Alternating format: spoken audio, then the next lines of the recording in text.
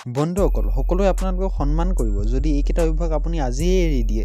আমি সকলোৱে বিচাৰো সকলোৱে আমাক সন্মান কৰক, কিন্তু কৰে জানো? নকৰে। সেয়ে যদি আপুনি বিচাৰে সকলোৱে আপোনালোকক সন্মান কৰক, তেনেহ'লে এইকেইটা অভ্যাস আজিয়ে এৰি দিয়ক। যিমানে পাৰে সিমানে নিজৰ কামত ব্যস্ত থাকক, কিয়নো মানুহে এনেই ঘূৰি ফুৰা মানুহক ফাল্টু বুলি ভাবে, সন্মান নকৰে, ওলোটাই লাজহে দিয়ে। জীৱনত কিবা এটা ভাল কাম কৰি যোৱাৰ উদ্দেশ্যে কাম কৰি যাওক, তেতিয়া চাব আপুনি এজন ব্যস্ত মানুহ বুলি সকলোৱে আপোনাক সন্মান কৰিব। আনক সমালোচনা বা বেলেগৰ দুখ গুণ আলোচনা কৰা বাদ দিয়ক।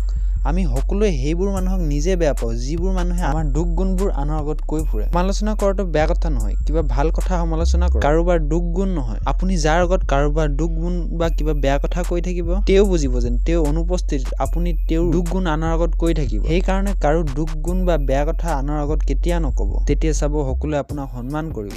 যদি আপুনি মিছা কথা কয়, তেনেহ'লে মিছা কথা কোৱা আজিয়ে বাদ দিয়ক। আমি সেইবোৰ মানুহক বেয়া পাওঁ যিয়ে আমাৰ আগত মিছা কথা কয়। আমি যদি আনক নিজে মিছা কথা কওঁ, তেনেহ'লে আনে আমাক কেনেকৈ ভাল পাব বা আনে আমাক কেনেকৈ সন্মান কৰিব। সদায় মানুহৰ কথা নুশুনিব বা হয়বৰ নিদিব। মই এইটো ক'ব খোজা নাই যে আপুনি মানুহৰ কথা নুশুনিব বা হয়বৰ নিদিব বুলি। মই এইটো ক'ব বিচাৰিছোঁ যে সদায় আপুনি নুশুনিব। যদি আপুনি সদায় মানুহৰ কথা শুনি থাকে, তেওঁলোকে ভাবিব আপোনাৰ কোনো কাম নাই বুলি। আনে যি কয় আপুনি তাকে শুনে বুলি ভাবিব। যদি সেই মানুহজনৰ আপোনাৰ বিশেষ প্ৰয়োজন, তেনেহ'লে নিশ্চয় শুনিব তেওঁৰ কথা।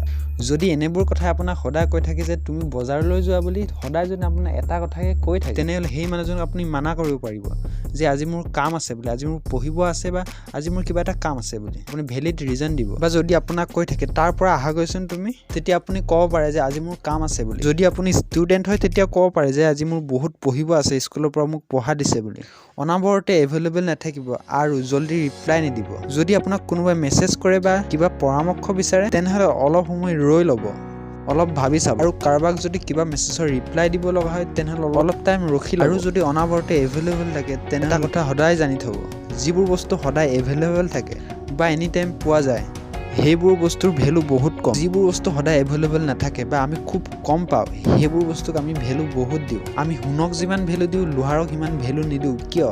কাৰণ লোহাৰ য'তে ত'তে এভেইলেবল থাকে আৰু সোণ এটি মূল্যৱান সম্পদ, আমি য'তে ত'তে নাপাওঁ। সেইকাৰণে আমি সোণক বেছি ভেলু দিওঁ।